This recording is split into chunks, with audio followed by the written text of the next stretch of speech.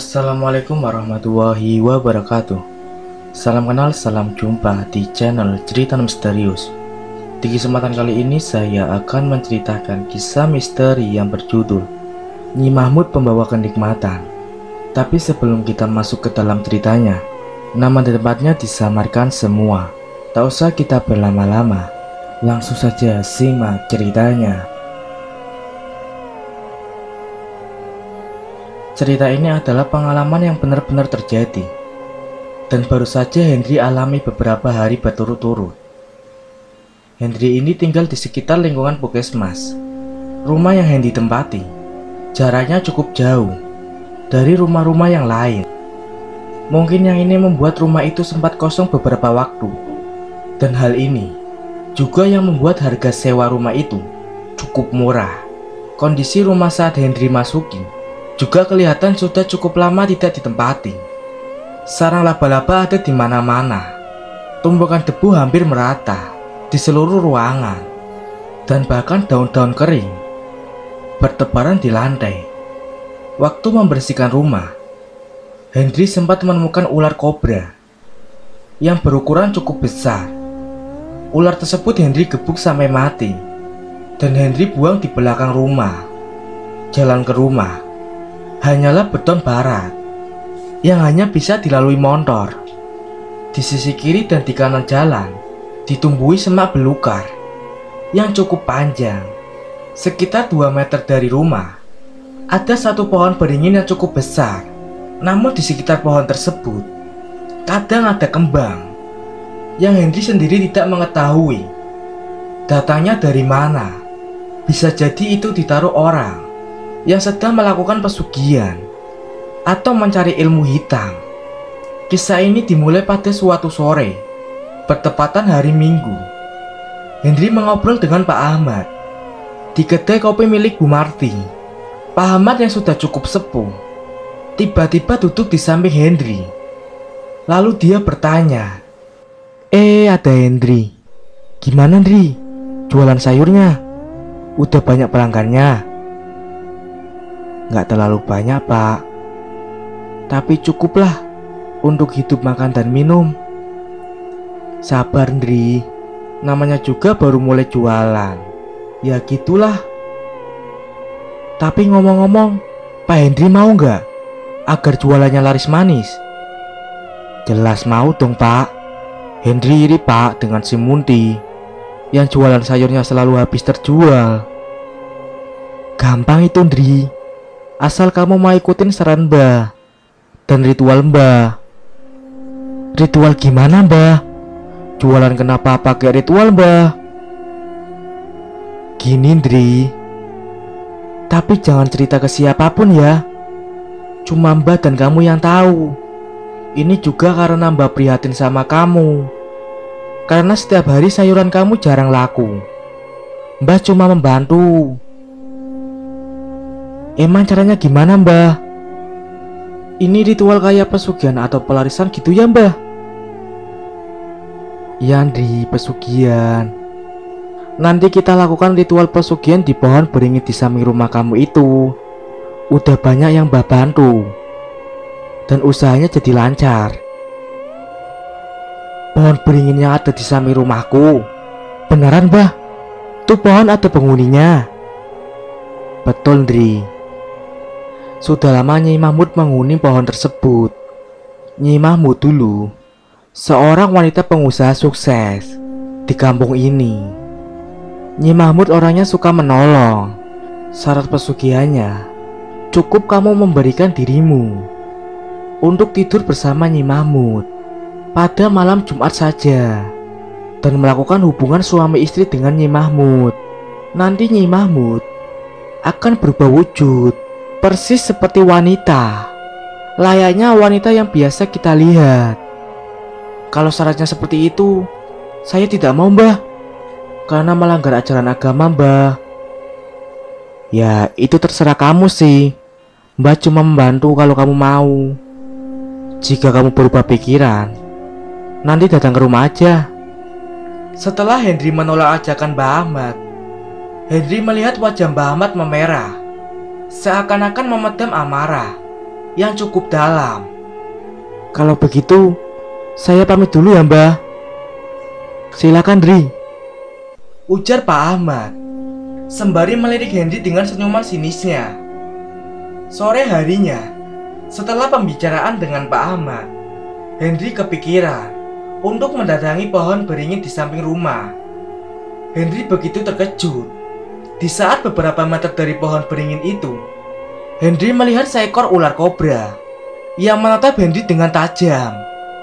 Pada bagian punggung ular tersebut terlihat bekas luka yang cukup besar. Henry teringat dengan ular kobra yang dulu pernah Henry pukul. Dan ular kobra tersebut Henry pukul tepat pada bagian punggung. Henry perhatikan kembali. Ular tersebut masuk ke rimbunan pohon beringin yang sangat rindang tersebut. Tiba-tiba angin sepoi-sepoi berhembus di pundak Henry. Dan kembali Henry merinding. Seakan-akan ada sosok lain yang hadir pada saat itu. Henry mencoba berpikir logis. Mungkin karena sore, jadi angin berhembus agak kencang. Udahlah, mending pulang. Udah sore juga.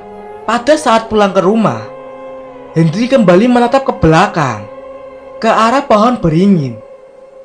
Loh, pohon beringinnya bergoyang-goyang ke kanan ke kiri.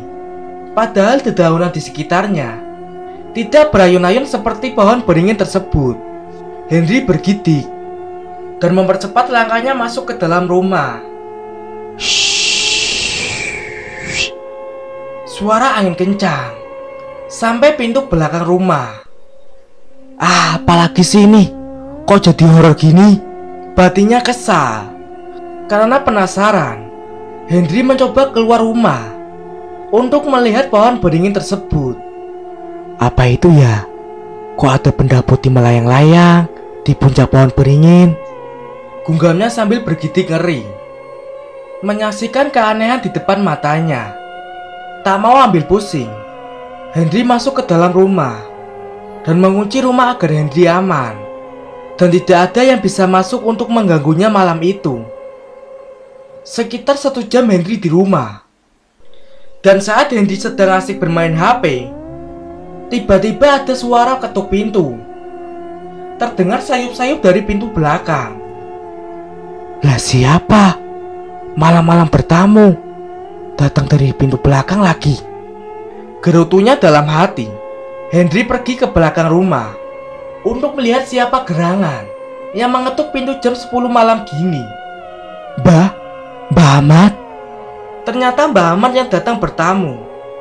Mbah Ahmad yang sudah cukup sepuh, dengan rambut serta janggut yang semuanya hampir memutih, serta menggunakan pakaian serba hitam. Terlihat menyeramkan malam itu. Mbah, ada apa Mbah? Datang malam-malam begini.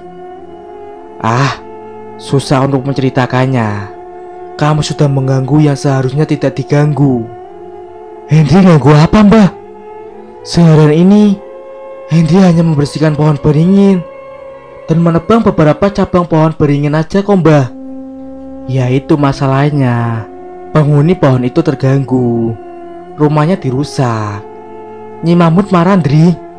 Malam ini kamu kunci semua pintu dan jendela. Lampu juga jangan ada yang dimatikan. Kalau rumah kamu terang, kemungkinan akan lebih aman. Malam ini sebelum kamu tidur, kamu harus baca kitab suci dan letakkan kitab suci di dekat tempat tidurmu. Baik Mbah, saya akan lakukan semua dengan arahan Mbah. Setelah pemberian saran apa yang seharusnya yang dilakukan, Mbah Ahmad pun pulang. Namun sebelum pulang, Henry melirik ke arah Mbah Ahmad. Dan hal yang aneh adalah Mbah Ahmad menyengir menyeramkan sambil berjalan pelan menjauh dari rumah Henry. Henry lakukan saran Mbah Ahmad. Semua pintu dan jendela Henry kunci dengan rapat, serta semua lampu di semua ruangan. Dan lampu luar Henry nyalakan. Dan kebetulan malam itu sang istri sedang menginap di rumah orang tuanya. Tepat pukul 12 malam.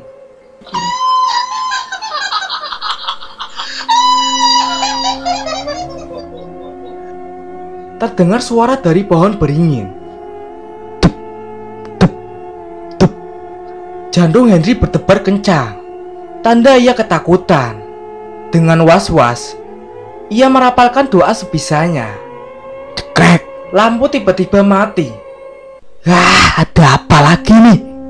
Lagi horor gini, kok pakai mati lampu segala? Kesalnya dalam hati, Henry berniat untuk mengecek meteran listrik. Namun takut juga, karena meteran listrik berada di luar di samping rumah. Itu artinya Henry akan melihat pohon beringin yang juga berada di samping rumah. Henry tarik napas panjang dan mengumpulkan segala keberaniannya untuk keluar rumah dan mengecek meteran listrik. Dengan rasa takut dan lutut yang bergetar, Henry melangkah keluar rumah. Suara pintu terbuka dan Henry melangkah ke samping rumah. Henry cek meteran. Ia pencet bolak-balik meteran listrik, namun lampu tetap tidak menyala. Mati aku. Inilah air hidupku, bisiknya dalam hati.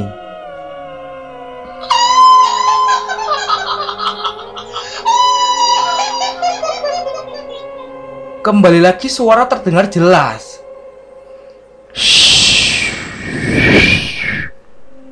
Tiba-tiba angin berhembus cukup kencang. Henry beranikan diri untuk melirik ke arah pohon beringin. Dek. Ia melihat ada kain berwarna putih melayang-layang di dahan pohon beringin, dan terlihat seperti wajah seorang wanita menatap tajam ke arahnya. Brak! Henry loncat dari atas kursi yang Henry gunakan untuk meraih meteran listrik. Henry berlari dan masuk ke rumah, serta mengunci rumah rapat-rapat. Malam ini sungguh mengerikan.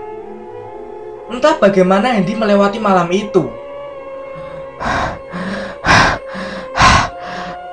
Dengan badan gemetar dan tarikan napas panjang, Henry mencoba melawan rasa takut itu.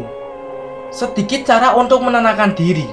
Ia tarik selimut sampai menutupi kepalanya untuk mempersempit ruang agar semakin menenangkan diri, sambil memainkan handphone dan berharap mata Henry mengantuk dan segera tidur.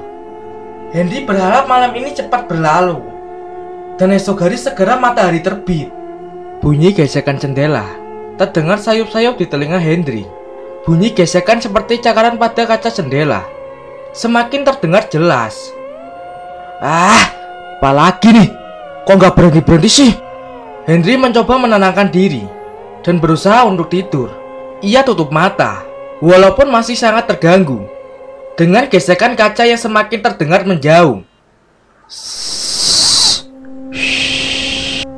Bangun, Mas.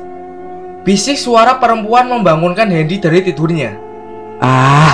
Apaan sih? Baru juga tidur, udah dibangunkan. Bentar, ngantuk banget nih. Bisiknya pelan, karena masih benar-benar mengantuk. Bangun bener aja, Mas. Mas gak mau lihat aku? Balas perempuan tersebut. Udah, tidur aja lagi. Nanti jam 4 aku bangun buat belanja sayur ke pasar. Balas Henry sambil memutar badannya ke arah suara tersebut. Neng Mirna, kok kamu pakai baju putih panjang kayak gini? Kayaknya kamu gak punya daster begini deh. Tanyanya sambil mengucek kedua matanya. Neng Mirna, bangun, Mas, bangun. Jawab wanita tersebut. Neng Mirna adalah istri Henry yang baru dinikahi 2 tahun yang lalu. Saat kesadarannya sudah penuh, Henry terkejut dan penuh ketakutan karena wanita tersebut ternyata bukan Neng Mirna. Kamu siapa? Tanyanya dengan cemas. Makasih udah membersihkan rumah dan pekaranganku, Mas. Sekarang rumahku bersih dan pekaranganku juga tidak tumbuh semak belukar lagi. Rumah yang mana? Hari ini aku gak bersihkan rumah siapapun. Aku cuma bersihkan sekitar pohon beringin.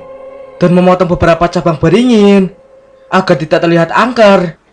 Jawab Henry untuk menjelaskan kegiatannya tadi siang. Itu rumahku, Mas. Udah belasan tahun aku tinggal di sana. Jawab wanita itu. Lalu, namamu siapa? Tanyanya penuh harap. Nyi Mahmud. Akulah Nyi Mahmud. Jawaban sosok wanita tersebut sambil tertawa cekikikan. Mas, sebagai ucapan terima kasih karena Mas sudah membersihkan rumah dan pekaranganku, aku kasih Mas selendang putih ini. Bahwa kalau pergi berjualan, jualan Mas akan laku. Dan perlahan-lahan pergi menghilang. Tak berselang lama, suara ketukan pintu depan rumah terdengar dengan jelas. Mas, buka Mas! Teriakan seseorang dari pintu depan. Ah, ada apa lagi nih? Ternyata udah pagi.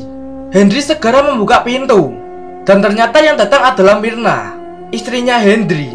Setelah Henry membukakan pintu, Henry langsung ke kamar mandi untuk cuci muka, lalu panasin motor. Saat Henry mau panasin motor, Henry lihat di kursi tempat duduk ada selendang warna putih.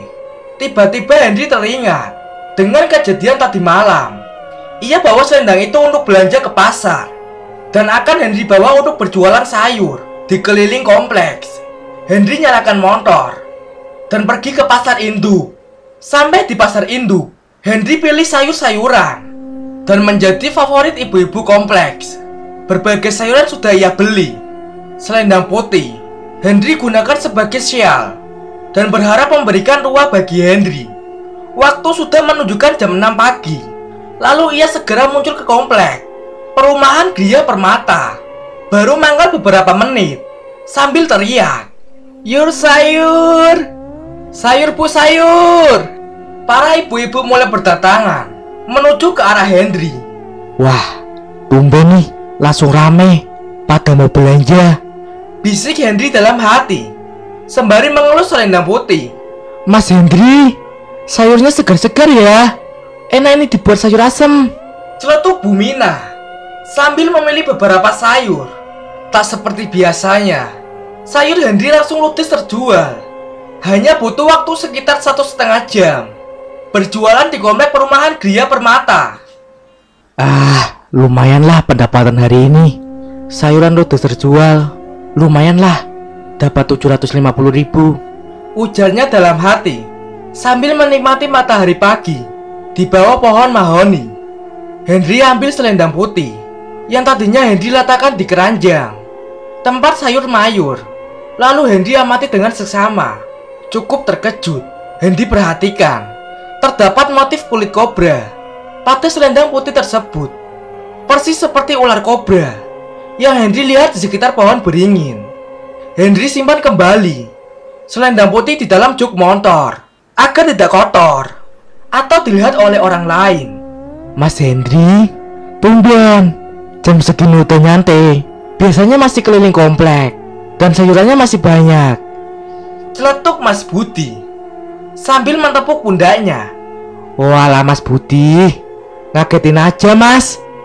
Ya nih, tadi ibu-ibu pada kumpul di sini, sekalian belanja sayur mereka. Balas Henry sambil duduk santai menghisap sebatang rokok. Sayur Mas Budi juga udah habis itu. Cepat juga ya Mas? Tanyanya ke Mas Budi. Seperti biasa lah Mas. Sayuranku memang selalu laris manis Mas. Jawab Mas Budi. Wah, rahasianya apa tuh Mas? Pasti Mas Budi jago nih pilih sayuran yang segar-segar ya. Tebak Hendy sembari melihat selendang putih yang melingkar di leher Mas Budi. Ah, enggak Mas Hendri. Ini nih selendang yang aku pakai, pemberian dari Mbak Ahmad. Kalau Mas Hendri mau, bisa tanya ke Mbak Ahmad aja. Jawab Mas Budi memberikan penjelasan. Lah yang bener Mas, masa selendang begitu bisa bikin jualan laris manis Mas? Penglaris Mas, penglaris. Bisiknya pelan ke telinga Henry. Ini aku kasih tahu karena kasihan lihat Mas Soalnya Mas sudah cukup lama jualan di sini dan jualan Mas jarang laku. Wah, gitu ya Mas. Boleh dilihat selendangnya Mas? Ini lihat saja Mas, jawab Mas Budi. Henry perhatikan dengan seksama selendang putih Mas Budi. Dek. Selendang itu persis seperti selendang putih yang Henry punya, dengan motif kulit kobra.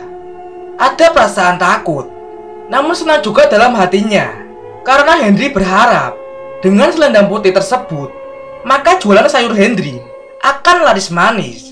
Hari ini saja, semua sayuran Henry terjual semua. Oke deh Mas, nanti aku tanya-tanya ke Mbak Ahmad. Siapa tahu Mbak Ahmad mau memberikan selendang putih ini. Buat aku juga, ujar Henry ke Mas Budi, sembari bersiap-siap untuk pulang. Oke Mas, hati-hati di jalan Mas. Kalau ketemu Mbak Ahmad, sampaikan salam ya, jawab Mas Budi. Hadi pun menyalakan motornya dan melaju cukup kencang ke arah rumahnya. Setelah sampai, ia lanjutkan dengan membersihkan rumah agar rapi dan nyaman untuk ditempati. Saat sedang bersih-bersih di belakang rumah, tiba-tiba Henry mendengar desisan sesuatu di samping tumpukan kertas usang. Waduh, apa lagi nih? Henry terkejut. Ternyata seekor ular kobra yang cukup besar.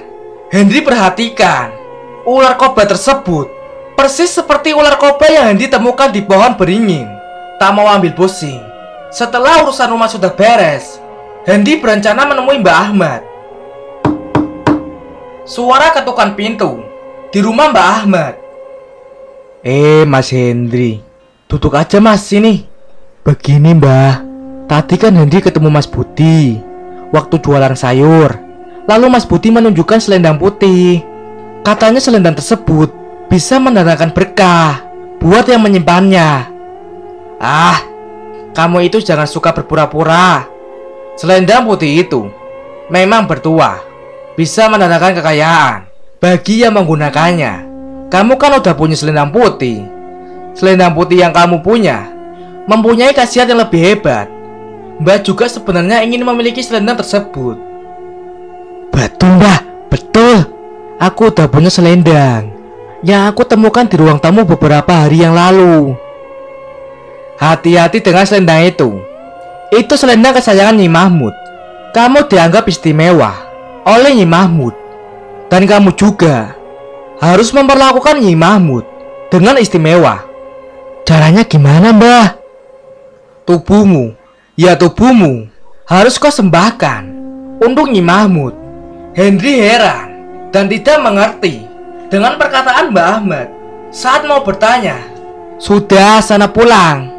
Jalankan apa yang tadi Mbah katakan. Buru-buru Mbak Ahmad masuk ke rumah. Mbah, Mbah, teriakku di luar. Namun tidak ada sautan dari Mbak Ahmad. Henry pun pulang dengan 1000 tanya. Tak terasa, jarum jam sudah menunjukkan jam 6 sore. Semburat awan kuning kemerahan terlihat jelas di ufuk barat. Tiba-tiba hembusan angin datang, merinding, seakan-akan ada yang lewat, dan tersenyum aroma bunga mawar merah. Tatapannya tiba-tiba tertuju ke arah pohon beringin. Karena penasaran, Henry coba berjalan ke arah pohon beringin, mencari sumber suara tersebut. Sesampainya di pohon beringin, Henry melihat lagi seekor ular kobra yang masuk ke sela-sela pohon beringin. Selang beberapa saat, terdengar suara cekikikan dari pohon beringin.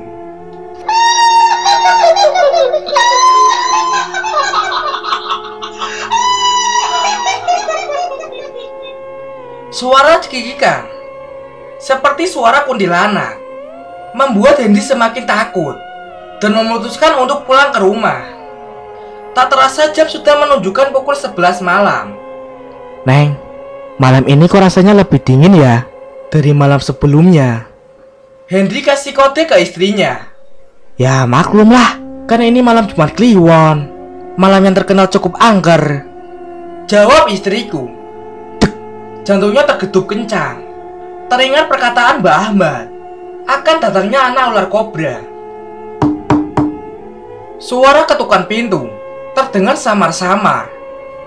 Bang, liatin bang, ada yang ngetuk dari pintu belakang. Siapa ya? Malam-malam gini kok bertamu dan datangnya dari pintu belakang ya bang? Gerutu istri sambil membalikkan badannya ke arah tembok kamar. Henry pun beranjak menuju pintu belakang untuk mencari tahu siapa yang ngetuk pintu. Siapa di luar? Halo, siapa? Teriaknya pelan sambil membuka pintu dan melihat ke kanan ke kiri.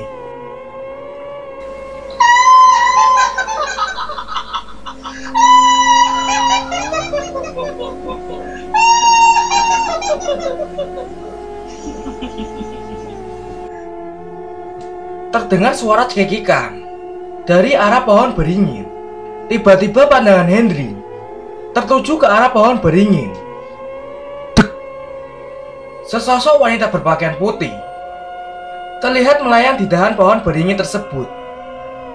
Tatapan wanita tersebut terlihat dingin ke arah Henry.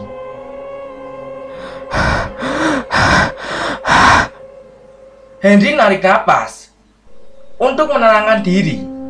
Henry tutup pintu dan segera berlari kecil menuju kamar untuk tidur daripada malam ini digangguin sosok wanita penghuni pohon beringin. Suara gocekan kaca jendela kamar terdengar cukup jelas. Siapa lagi nih yang ganggu malam-malam? Gerutnya dalam hati sambil melangkah menuju kamar tersebut. Hah? Kamu siapa? Tanya Henry terbata-bata dengan lutut yang gemetar. Saya Nyi Mahmud, penghuni pohon beringin. Bisik wanita tersebut. Nyi Mahmud yang ngasih selendang putih. Betul, akulah Nyi Mahmud, empunya selendang putih. Jawab Nyi Mahmud. Makasih Nyi, jualanku hari ini laris manis akibat memakai selendang putih pemberian Nyi. Ucap tanda terima kasih.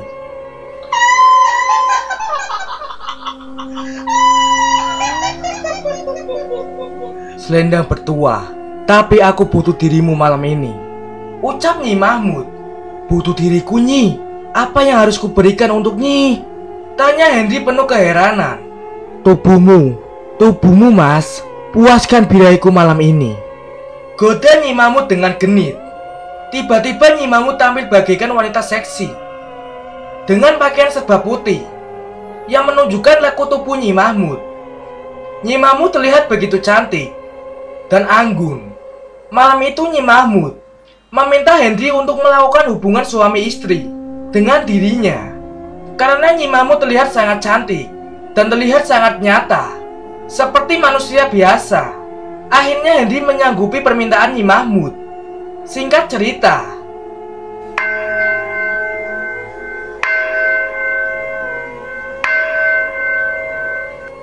bunyi lonceng gereja terdengar cukup nyaring.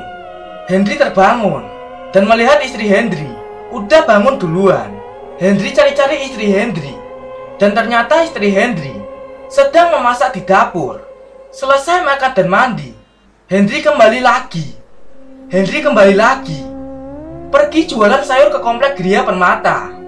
Henry tidak lupa membawa selendang putih yang diberikan Nyi Mahmud. Sayur bu, sayur! Teriak Henry sambil keliling komplek. Lalu Henry parkirkan motornya di bawah pohon mahoni sambil menunggu pembeli.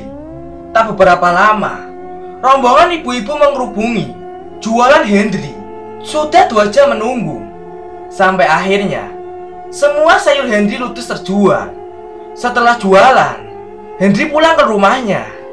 Neng Mirna, Neng, teriaknya. Udah pulang mas, makan dulu mas. Makanannya itu mas, udah di meja makan. Lagi asik-asiknya makan, tiba-tiba terdengar suara teriakan istri Henry dari belakang rumah. Mas, sini mas, buruan. Ada apa Neng? Jawabnya sambil bergegas ke belakang rumah. Ada ular tuh, Di samping kandang ayam. Teriak istri Hendri ketakutan. Benar, di dekat kandang ayam ada seekor ular yang masih berukuran cukup kecil. Setelah Hendria mati, ternyata anak ular tersebut adalah anak ular kobra. Anak ular kobra. Hendri teringat dengan kejadian tadi malam. Di dalam mimpi Hendri melakukan hubungan suami istri dengan Nyi Mahmud. Hendri juga kembali teringat dengan kemunculan anak kobra di belakang rumah Mbah Ahmad. Ada apa nih? Hendri masih bingung untuk menghubungkan cerita ini semua. Mas, pukul aja ularnya mas. Nanti kalau udah besar akan membahayakan mas. Pinta istrinya. Jangan Neng, ular juga makhluk hidup, sama kayak kita manusia. Sanggah Hendri. Tiba-tiba Hendri merasa iba melihat anak ular kobra tersebut. Seakan-akan ada hubungan emosional antara Hendri dengan anak ular kobra tersebut. Hendri tangkap anak ular kobra tersebut. Pandangan Hendri menerawang ke arah pohon beringin yang terlihat bergoyang ke kanan dan ke kiri. Namun pohon sekitarnya diam tak bergerak. Ada apa ini dengan anak ular kobra? Jangan-jangan Nyi Mahmud itu adalah jelmaan ular kobra? 1000 pertanyaan berkecamuk di dalam pikiran Hendri. Mas Budi, gimana jualannya mas? Tanya Hendri ke Mas Budi waktu bertemu dengannya di warung Bu Marti. Akhir-akhir ini jualanku kok nggak seperti biasanya ya? Biasanya selalu ludes terjual mas. Kali ini nyiksa cukup banyak mas. Kalau jualan mas gimana? Jawab Mas Budi sekaligus tanya kepadaku. Jualanku laris manis mas. Bahkan sekarang aku nambah jualan mas. Jadi penuh 2 karung. Biasanya 2 karung itu cuma terisi setengah. Itu juga kadang masih kurang banyak mas. Jawabnya. Beruntung kamu mas. Ini juga aku mau berencana nanyain ke Mbak Ahmad. Tapi Mbak Ahmad kok jarang kelihatan akhir-akhir ini ya. Biasanya sore atau pagi ngopi di sini. Tanya Mas Budi. Betul mas. Ayo kita lihat ke rumahnya. Siapa tahu dia lagi di rumahnya, atau mungkin lagi sakit. Ajak Hendri ke Mas Budi. Akhirnya mereka pun beranjak ke rumahnya. Rumahnya berjarak sekitar 400 meter dari rumah Hendri. Dan rumahnya cuma sendiri. Tidak ada tetangganya. Mbah, ini Hendri dan Budi, teriak Mas Budi dari pintu depan. Tak terdengar jawaban dari Mbah Ahmad. Dan juga tidak terdengar ada aktivitas di rumah tersebut. Hendri dan Mas Budi mencoba masuk dengan sedikit mendorong pintu. Dan ternyata rumah tersebut tidak terkunci. Dri, kok Mbah Ahmad gak ada ya? Lagian nih bau busuk semakin menyengat aja. Kayak bau bangke gitu Dri. Bisik Mas Budi. Bentar mas. Itu di dapur kok ada yang tergeletak, kata Mas Hendri sambil memanggil Mas Budi dengan lambaian tangannya. Sini mas, ajaknya. Ich, awas Dri, ada ular kobra. Wah, gede banget ularnya. Hati-hati mas, ambil kayu mas, bahaya nih ular kobra, kata Hendri ke Mas Budi. Mbah Ahmad, teriak Mas Budi. Mbah Ahmad terbujur kaku di dapur. Hendri goyang-goyang badan Mbah Ahmad, namun tidak ada respon. Tiba-tiba seekor ular kobra melintas di sebelah mereka. Otomatis mereka menjauh dari tubuh Mbah Ahmad. Mas, kita lapor ke polsek aja mas, biar Pak Polisi yang melidiki. Aku yakin Mbah Ahmad sudah meninggal. Badannya udah dingin, kaku dan sedikit berbau busuk. Betul Dri, kita lapor ke polisi aja. Akhirnya mereka melaporkan kejadian tersebut ke polsek terdekat. Setelah melaporkan kejadian tersebut, 10 orang personil polisi dan tentara disertai staf Puskesmas datang ke rumah Mbah Ahmad. Mayat Mbah Ahmad dibawa ke Puskesmas untuk dilakukan periksaan jenazah. Hendri dan Mas Budi juga meminta keterangan oleh Pak Polisi Setelah semuanya beres, Hendy merasa ada yang aneh. Ada apa nih, Mbah Ahmad? Ular kobra. Bukannya ular kobra tersebut adalah jelmaan Nyi Mahmud? Mbah Ahmad kan pesugihan Nyi Mahmud. Apa ada masalah? Atau Mbah Ahmad tidak lagi dibutuhkan Nyi Mahmud? Sejuta pertanyaan muncul di kepala Hendry. Itu siapa, Mas? Tanya Hendry ke Mas Budi sambil mengarahkan pandangan seorang kakek-kakek yang cukup sepuh terlihat dari seluruh rambut, kumis dan janggutnya yang sudah memutih. Oh, itu namanya Mbah Jenggot, sahabat lama Mbah Ahmad. Dulu katanya mereka satu perguruan. Jawab Mas Budi singkat. Cukup penasaran Hendry dengan keberadaan Mbah Jenggot yang tiba-tiba ada di sini. Padahal setahu Hendry, tidak ada yang menceritakan kematian Mbah Ahmad karena Mbah Ahmad tidak mempunyai keluarga. Jadi berita kematian Mbah Ahmad hanya diketahui orang-orang sekitar. Karena begitu penasaran dengan keberadaan Mbah Jenggot, Hendry beranikan diri mendekati Mbah Jenggot. Mbah, perkenalkan aku. Belum sempat Hendry menyelesaikan pertanyaannya, tiba-tiba Mbah Jenggot memotong. Hendry kan? Jadi kamu yang namanya Hendry. Mbah Ahmad sedikit banyak cerita tentang dirimu, Hendry. Potong Mbah Jenggot. Iya, Mbah. Aku Hendry. Hendry heran. Kok Mbah Jenggot langsung mengenali dirinya? Saya ini teman lamanya Ahmad. Kami dulu sangat dekat. Wah, beruntung banget saya bisa kenalan dengan Mbah Jenggot. Mohon jika seandainya berkenan, aku akan cerita sedikit tentang kisah hidup Mbah Ahmad. Soalnya penduduk di sini tidak ada yang tahu secara lengkap dan tak begitu berani untuk menceritakan kisah hidup Mbah Ahmad. Pinta Hendry dengan sopan kepada Mbah Jenggot. Ya, cerita ini bisa sangat panjang, tapi Mbah mau cerita intinya saja dengan kisah Mbah Ahmad. Lanjut Mbah Jenggot.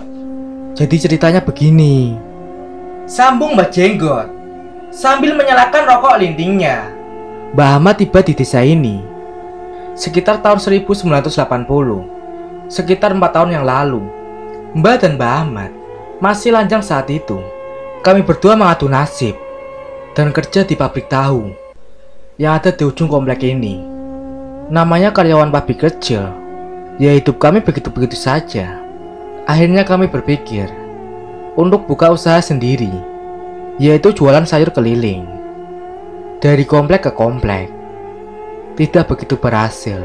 Jualan kami kalah dari penjual sayur yang lebih dulu jualan di sini. Akhirnya kami memutuskan untuk belajar ilmu mitis ke Nyi Mahmud.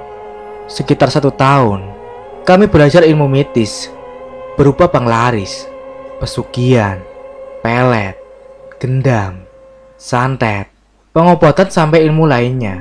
Guru kami yang tidak lain adalah pemilik pertama rumah yang kami tinggal saat ini.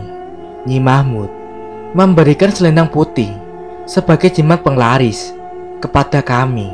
Setelah ilmu terasa cukup, kami kembali membuka usaha di sini bermodal uang kiriman dari kampung, hasil dari menjual tanah warisan leluhur. Kami membuka usaha di sini berupa warung makan.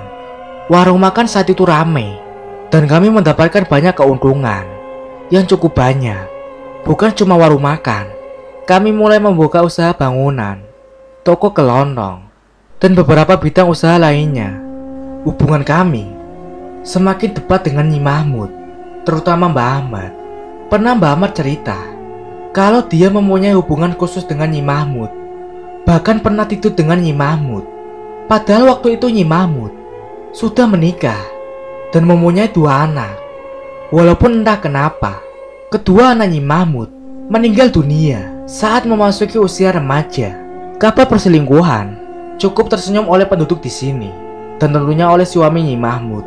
Namun karena suami Nyi Mahmud tidak mempunyai bukti apapun, Mas Subarja, suami Nyi Mahmud, pergi begitu saja. Kabar yang selanjutnya kami dapat, Subarja suami Nyi Mahmud meninggal digigit oleh ular kobra, persis seperti kematian Mbah Ahmad ini. Mbah Ahmad lalu menikah dengan seorang wanita pendatang yang bekerja di salah satu bank di sini. Wanita tersebut sangatlah cantik. Sebelum menikah, Mbah Ahmad mendatangi Nyi Mahmud untuk menyampaikan niatnya. Pada awalnya, Nyi Mahmud tidak setuju. Namun melihat tekad Mbah Ahmad yang begitu mencintai Anissa, akhirnya Mbah Ahmad diizinkan menikahi Anissa. Pernikahan itu direstui oleh Nyi Mahmud dengan syarat bahwa setiap malam Jumat Kliwon, Mbah Ahmad harus tidur dan melakukan hubungan suami istri dengan Nyi Mahmud. Mbah Ahmad menyanggupi, malah cukup bahagia karena Mbah Ahmad juga mencintai Nyi Mahmud. Begitu juga dengan Nyi Mahmud mencintai Mbah Ahmad. Mbah Ahmad dulunya ganteng dan gagah. Begitu juga Nyi Mahmud, cantik mempesona. Mungkin Nanti sudah pernah melihat wajah dan kecantikan Nyi Mahmud. Namun selang beberapa tahun menikah, istri Mbah Ahmad selalu keguguran. Mbah Ahmad cukup khawatir dan penasaran. Mereka berpikir karena pesugihan yang dilakukannya. Mbah Ahmad mendatangi Nyi Mahmud dengan maksud ingin menghentikan pesugihannya. Nyi Mahmud kesal dan mengatakan bahwa pesugihan ini berlangsung seumur hidup dan tidak bisa dibatalkan. Mbah Ahmad cukup kesal dan tidak mau lagi melayani nafsu birahinya Nyi Mahmud setiap malam Jumat Kliwon. Jelas ini membuat marah Nyi Mahmud. Selang beberapa minggu, istrinya Mbah Ahmad meninggal dunia. Dari hasil periksa tenaga medis, Anissa meninggalnya karena gigitan ular kobra. Sejak saat itulah, Mbah Ahmad kembali lagi ke Nyi Mahmud karena takut nyawa Mbah Ahmad juga akan melayang jika membatalkan pesugihan Nyi Mahmud. Hampir setiap malam Jumat Kliwon, Nyi Mahmud dan Mbah Ahmad bertemu untuk melampiaskan nafsu birahi masing-masing. Mbah Ahmad semakin kaya dan Nyi Mahmud semakin cantik mempesona. Begitulah kisah perjalanan Nyi Mahmud dengan Mbah Ahmad. Pesugihan itu tetap berlanjut sampai umur yang menghentikan. Nyi Mahmud meninggal dunia, dan konon dari cerita Mbah Ahmad, Nyi Mahmud bersemayam di pohon beringin di samping rumahmu. Saat ini, Mbah Ahmad meninggal di patuk ular kobra. Menurut penglihatan Mbah Ahmad disingkirkan karena Nyi Mahmud sudah mendapatkan laki-laki yang akan memuaskan nafsu birahinya. Masih menjadi pertanyaan bagi Mbah, kira-kira siapa laki-laki yang menjadi pilihan Nyi Mahmud? Yang selendang putih adalah pemberian langsung Nyi Mahmud bagi laki-laki tersebut. Tutup Mbah Jenggot sambil menatap kosong ke arah pohon beringin di samping rumah Hendri. Jantung Hendri bergetup kencang. Jangan-jangan Hendri lah laki-laki pilihan Nyi Mahmud, karena Hendri yang menerima langsung selendang putih dari Nyi Mahmud. Setelah penguburan Mbah Ahmad, Hendri kembali lagi ke rumah dan segera mandi. Selesai mandi, Hendri duduk di teras rumah sambil menikmati suasana sore. Tiba-tiba istri Hendri datang dan meminta izin kalau dia mau pergi ke rumah orang tuanya di daerah sebelah. Malam pun tiba. Bunyi ketukan pintu dari pintu belakang. Siapa itu? Ucapku sambil berjalan ke arah pintu belakang. Nyi Mahmud. Ini Nyi Mahmud, jawab seorang wanita dari balik pintu belakang. Hendri bukakan pintu dan mempersilahkan Nyi Mahmud masuk ke rumah. Nyi Mahmud terlihat seperti manusia pada umumnya. Raganya bisa disentuh dan raganya bisa dirasakan seperti manusia pada umumnya. Malam ini malam Jumat Kliwon, dan Hendri harus menjalankan kewajiban untuk melayani nafsu birahinya Nyi Mahmud. Begitulah kisah ini terjadi sampai saat ini, masih terus berlangsung dan tidak tahu kapan akan berhenti. Nyi Mahmud menemukan pria idaman hatinya. Hendri lah orang itu. Dan sekarang ular kobra peliharaan Hendri semakin banyak, dan sebagian ular tersebut Hendri jual ke kolektor reptil yang ada di daerah Hendri. Cukup lumayan harganya, bisa mencapai ratusan ribu per ekornya. Jualan Mas Budi tidak laris manis lagi. Saat Hendri lagi jualan sayur dan sedang asik duduk, Mas Budi tiba-tiba datang dan ngagetin Hendri yang sedang asik menghayal sambil menghitung pendapatan hari ini. Dri, lagi nyantai nih. Gimana jualan, Dri? Celetuk Mas Budi mengagetkan. Lumayan lah, Mas. Jualanku terjual semuanya. Seimbang lah dengan keringat yang aku kucurkan, jawabnya, sambil memasukkan uang hasil jualan sayur ke tas pinggang yang Henry gunakan. Wah, aku lihat-lihat jualan ente setiap hari laris manis ya. Sampai semuanya ludes terjual, sambung Mas Budi. Begitulah. Mungkin karena ibu-ibu komplek sudah makin kenal dengan aku. Ditambah aku selalu datang lebih awal dibandingkan penjual sayur lainnya, jawabnya sambil duduk di sampingnya Mas Budi. Wah, beda dengan aku, Ndri. Jualan aku sekarang sepi pembeli nih, Ndri. Mulai sepi sejak Mbak Amar meninggal dunia, keluh Mas Budi seraya menarik napas panjang. Kok gitu ya, Mas? Mungkin karena selendang putih udah gak ampuh lagi ya, Mas? Jawabnya berduga-duga. Bisa jadi, Mas. Makanya aku berencana ziarah ke makam Mbak Ahmad buat nyari petunjuk, jawab Mas Budi menimpali. Boleh dicoba, Mas. Tapi ngomong-ngomong, Mas Budi dapat selendang itu terus gimana ceritanya, Mas? Tanya Henry penasaran ke Mas Budi. Ah, ceritanya cukup panjang, Dri, jawab Mas Budi sambil menyalakan rokok putihnya. Gimana tuh, Mas? Ceritakan dong, Mas, pinta Henry sambil duduk santai bersiap mendengar cerita Mas Budi. Jadi gini, Dri. Awalnya aku datang ke sini modal nekat. Setelah lulus SMA, aku merantau karena lapang pekerjaan di kampung terbatas. Aku juga dengar cerita dari teman kalau kerjaan di kota banyak dan gaji cukup besar. Awalnya aku kerja di Donsmer, ya cuci mobil dan motor. Lumayan sih waktu itu. Dapatlah gaji 1.200.000 per bulan. Sekitar setahun aku kerja di sana. Namun aku ada masalah dengan teman kerja. Aku berantem sama si Tony karena hal sepele sih. Waktu itu ada mobil yang lecet. Si Tony malah menyalahkan aku. Terus karena itu kami berantem, dan aku juga harus mengganti. Biaya perbaikan cat mobil yang lecet cukup besar biayanya, Dri. Aku kena 5 juta. Setelah itu aku coba lamar kerja, namun belum ketemu juga. Sambil menunggu panggilan kerja, aku jualan sayur. Waktu itu aku belum naik motor, pakai gerobak, Dri. Hasil jualan sayur juga gak seberapa, hanya cukup untuk biaya makan saja. Tabungan juga udah menipis. Waktu itu sisa 500.000 lah. Sore hari setelah jualan sayur, aku minum kopi di warung kopi Bijunet, duduk sambil merenungi nasib. Datanglah seorang kakek-kakek yang sudah cukup tua. Ia ngobrol banyak hal. Sampai mbak itu nanya kerjaanku. Ya aku ceritain susahnya nyari uang di kota ini.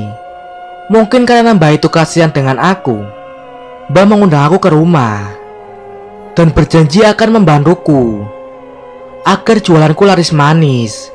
Ya aku dengan senang hati menerima tawaran mbak itu. Besoknya aku datang ke rumah beliau. Ya rumahnya yang kamu tempati sekarang, Dri, tutur Mas Budi panjang lebar. Rumahku, Mas? Tanya Henry penuh keheranan.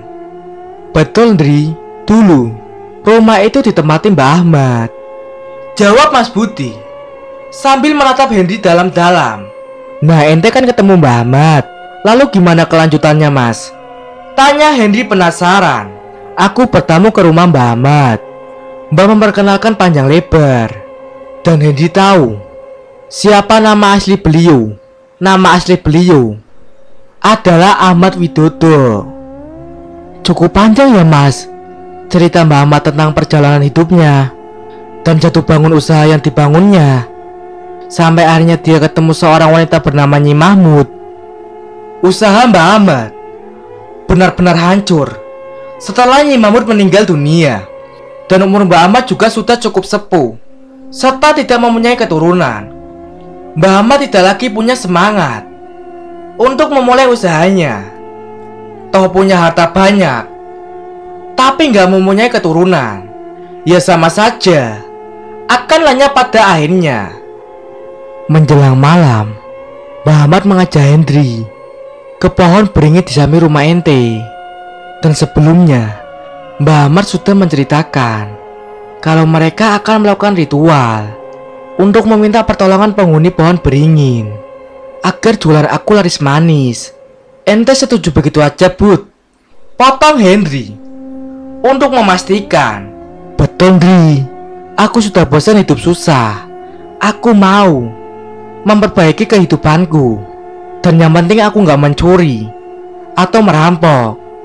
Sekitar 1 jam ritual itu, dan Mbah Ahmad memberikan sebuah selendang putih dengan syarat aku memberikan sedikit penghasilanku untuk Mbah Ahmad.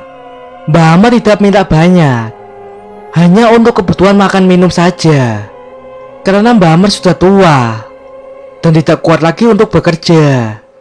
Sejak itulah jualan sayurku laris manis, sampai Hendy bisa beli motor dan bangun rumah untuk tempat tinggal. Begitulah kisahku yang mendapatkan selendang putih itu dan perkenalanku dengan Mbah Ahmad.